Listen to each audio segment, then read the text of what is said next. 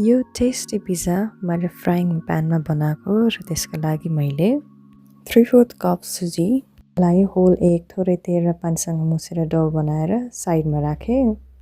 अनि आधा प्याजलाई स्मल डाइस गरेर अर्को सिङ्गै प्याजलाई ठुलो डाइस गरेर 1 कप जति बनाएँ र ससेजहरूलाई नि यसरी काटेर 1 कप जति राखेँ। अब टमेटो बेसको लागि टमेटो बोइल र पिल गरेर राखेँ साइडमा।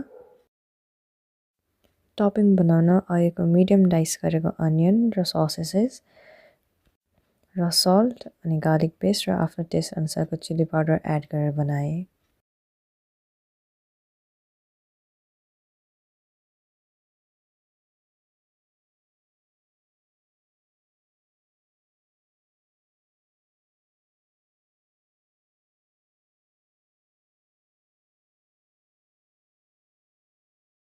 अब चाहिँ टमेटो बेसको लागि अहिले फाइनली डाइस गरेको अनियन अनि गार्लिक अनि मसलामा मैले जिराको धुलो हालेँ। त्यसपछि बोइल गरेको अघिको टमाटर र चिल्ली पाउडर र थोरै sweet and spicy tomato ketchup add गरेर आफ्नो टेस्ट अनुसारको नुन हालेर रेडी पारेँ।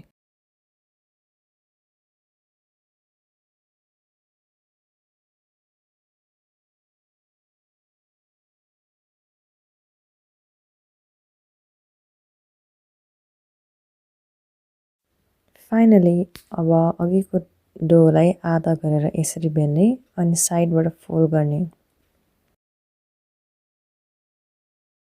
यसरी फोल्ड गर्दा चाहिँ हाम्रो टपिङ र सस चाहिँ बाहिर निस्किँदैन र टिपिकल पिज्जा जस्तो पनि देखिन्छ। अब हाम्रो टमेटो सस एड गर्ने अनि टपिङ एड गर्ने र मोजरेला चिज हाल्ने र नन स्टिकी फ्राइङ प्यानमा लो हिटमा 5 to 7 मिनट्स लिड लगाएर कुक गर्ने। अनि यसरी बन्छ हाम्रो होममेड टेस्टी पिज्जा।